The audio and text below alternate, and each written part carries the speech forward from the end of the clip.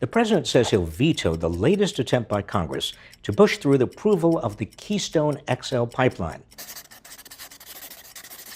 But he hasn't yet committed to rejecting this dangerous proposal outright. He should decisively reject it now. He has all the information he needs. The proposed pipeline would connect the tar sands of Alberta, Canada, with the shipping ports on the Gulf Coast. And it would run through much of the heartland of America. But the oil isn't really for Americans. Much of it is for export to places like China. So why does it matter? Because the costs and risks would be a disaster for our climate and for American communities along the pipeline route. First, extracting this type of thick, dirty crude oil from the tar sands of Alberta would require huge amounts of energy and produce loads of carbon emissions.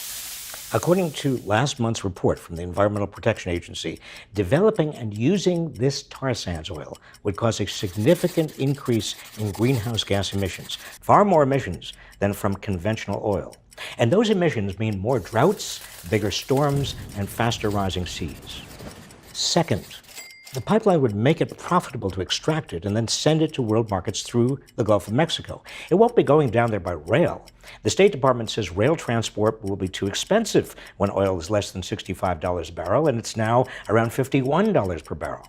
A pipeline leak anywhere along its route could cause grave damage. So-called Keystone Phase 1 sprung approximately 12 leaks in its first year, one of them spilling 500 barrels. What are the benefits? Big Oil, including the Koch brothers, who owned lots of oil land in Canada, argue the pipeline will create lots of construction jobs in America. Baloney.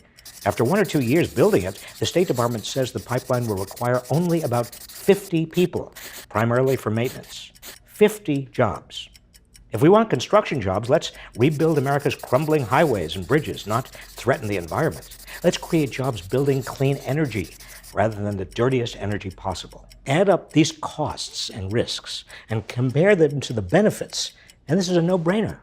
We need jobs and a safe climate, and the Keystone Pipeline gives us neither. The president should stop this pipeline for good and do it now.